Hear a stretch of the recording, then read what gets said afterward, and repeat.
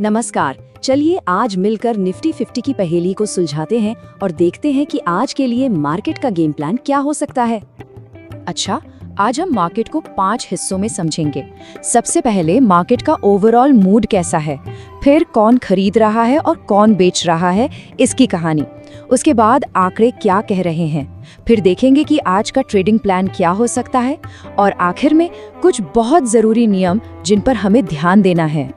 तो सबसे बड़ा सवाल आज सबके मन में यही है कि भाई निफ्टी 50 आज जाएगा किधर, ऊपर, नीचे या फिर बस एक रेंज में ही घूमता रहेगा। देखिए, इस संकेत तो यही मिल रहे हैं कि माहौल थोड़ा पॉजिटिव है। मतलब अगर बाजार थोड़ा नीचे आता है तो खरीदारी के मौके बन सकते हैं, लेकिन हाँ, थोड़ा संभल कर, क्योंकि ऊपर की तरफ कुछ बड़ी रुकावटें भी इंतजार कर रही हैं। चलिए सबसे पहले बड़ी तस्वीर देखते हैं, मतलब मैक्रो लेवल पर क्या चल रहा है। और सच कहूँ तो अभी ये इक्विटीज के लिए काफी अच्छा माहौल बना रहा है। हमारे घरेलू फंडामेंटल्स जो है ना, वो बाजार के लिए एक सेफ्टी नेट की तरह काम कर रहे हैं। जैसे कि ब्याज दरों में कटौती की उम्मीद है, देश की जीडीपी ग्रोथ भी काफी मजबूत दिख रही है और महंगाई भी कंट्रोल में है। ये सारी चीजें मिलकर बाजार को एक अच्छा सपोर्ट दे रही हैं। अब आते हैं बाजार की सबसे दिलचस्प कहानी पर।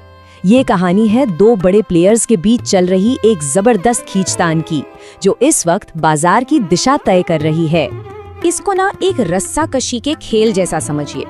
एक तरफ रस्सी खींच रहे हैं फॉरेन इंस्टीट्यूशनल इन्वेस्टर्स यानी FIIs जो बिकवाली कर रहे हैं, और दूसरी तरफ है हमारे डोमेस्टिक इंस्टीट्यूशनल इन्वेस्टर्स यानी DIIs जो खरीदारी करके रस्सी को अपनी तरफ थामे हुए हैं और बाजार को गिरने से बचा रहे हैं। और ये देखिए, ये लड़ाई कोई छोटी मोटी नहीं है। FIIs ने करीब 8,000 करोड़ रुपए की बिकवाली की, लेकिन हमारे DIIs ने भी हिम्मत दिखाई और लगभग 5,900 करोड़ की खरीदारी करके बाजार को काफी हद तक संभाल लिया।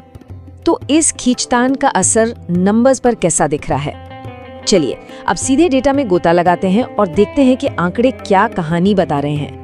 डेटा बिल्कुल साफ साफ बता रहा है कि इन्वेस्टर्स थोड़ा सेफ खेल रहे हैं। मतलब पैसा IT और प्राइवेट बैंकों जैसे सेफ सेक्टर्स में जा रहा है, जबकि PSU बैंक, मेटल्स और रियलिटी जैसे थोड़े रिस्की सेक्टर्स में FIIs की बिकवाली का दबाव साफ दिख रहा है। अच्छा, अब उन लेवल्स की बात करते हैं जिन पर असल में नजर रखनी है। इसके लिए हम ऑप्शन चेन देखते हैं। ये हमें एक अंदाजा देता है कि बाजार में कहां पर दीवार है, मतलब रेजिस्टेंस है, और कहां पर जमीन है, यानी कि सपोर्ट है। तो ये है आज के 3 सबसे अहम जोन। एक है सपोर्ट जोन, जहां से बाजार को सहारा मिल सकता है। दूसरा है पिवट, जो आज का सेंटर पॉइंट है। और तीसरा है रेजिस्टेंस, जहां बिकवाली का प्रेशर आ सकता है। आज का पूरा एक्शन इन्हीं लेवल्स के आसपास घूमने की उम्मीद है। तो इस नंबर को दिमाग में बिठा लीजिए, 22,600। ये आज का सबसे जरूरी सपोर्ट लेवल है। जब तक मार्केट इसके ऊपर है, चिंता की बात कम है। और ऊपर की तरफ ये लेवल याद रखिए, 23,500। ये एक बड़ी दीवार की तरह काम कर सकता है, जहां पहुंचकर बाजार थोड़ा थक सकता है। चलिए अब इस सारी जानकारी को एक साथ मिलाकर देखते हैं कि आज के लिए हमारा एक्शन प्लान क्या होना चाहिए। तो अगर बाजार में तेजी का मौका बनता है तो प्लान ये है, पहले इंतजार करें कि मार्केट सपोर्ट पर टिक जाए, फिर जब वो थोड़ा नीचे आकर वापस ऊपर मुड़ने के संकेत दे तब एंट्री बनती है। और हाँ, टारगेट और स्टॉप लॉस पहले से तय होने चाहिए। और मान लीजिए कि मार्केट ऊपर रेजिस्टेंस के पास जाकर कमजोर पड़ने लगता है तो शॉर्ट साइड का एक छोटा मौका बन सकता है, लेकिन याद रहे ये एक क्विक ट्रेड होगा, क्योंकि ओवरऑल मूड तो पॉजिटिव ही है, तो इसमें रिस्क बहुत कम रखना है। और अब आते हैं सबसे जरूरी हिस्से पर। कोई भी गेम प्लान नियमों के बिना अधूरा है, और ट्रेडिंग में ये नियम होते हैं रिस्क मैनेजमेंट के। तो आज के लिए ये 3 सुनहरे नियम हैं। 1, सुबह सवेरे सब्र रखें, देखें कि कंट्रोल किसके हाथ में है।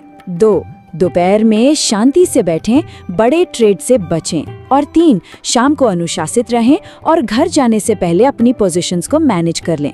बाजार में हमेशा लचीला रहना ही सबसे बड़ी कला है। आखिर में बस इतना ही कहूंगा कि ये सब एक गाइडलाइन है। असली खेल तो लाइव मार्केट में ही खेला जाता है। तो बाजार को देखिए, उसे समझिए और फिर उसी के हिसाब से अपने प्लान में बदलाव कीजिए। असली बढ़त वहीं से मिलती है।